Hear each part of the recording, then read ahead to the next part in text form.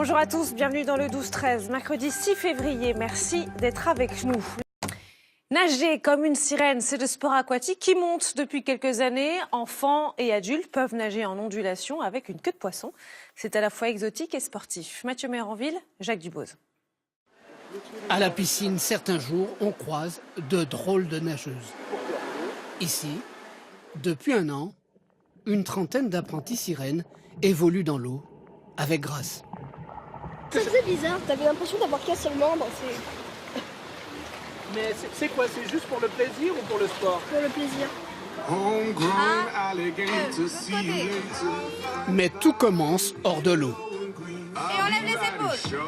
Car sans casser la magie, nager comme une sirène demande un peu d'effort, Ok les filles, super. surtout du souffle Une fois qu'on et est des fini abdos. dans la monopalme, interdit de se mettre debout. On roule. On Océane, la rentre, professeure, on se lève plus. a découvert ce sport lors d'un voyage aux États-Unis. Juste là. Depuis, elle enseigne la technique et commercialise l'équipement, la fameuse queue de sirène en lycra. La pratique suscite de plus en plus d'engouement.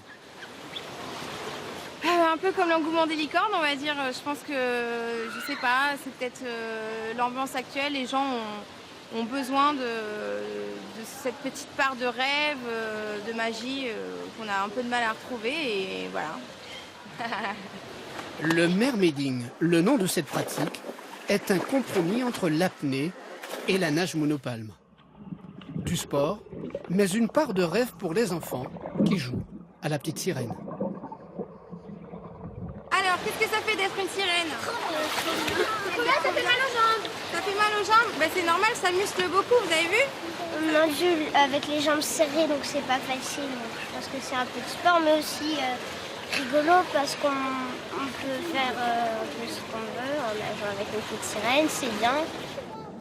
Dans l'eau, les petites filles côtoient leur mère. Tout le monde y trouve son compte, allié plaisir et sport. C'est assez compliqué sur certains points au niveau de l'apnée. Pour rester dans l'eau, être gracieuse, avoir un sourire, les yeux ouverts et rester un maximum de temps dans l'eau. Donc c'est quand même un sport à part entière. Moi j'aime beaucoup le côté sportif, donc je confirme, ça tonifie, ça renforce. Et puis on se sent bien après. Après l'aquabiking, la nage de sirène est en train de devenir le sport à la mode. C'est la fin de ce 12-13, merci de l'avoir suivi.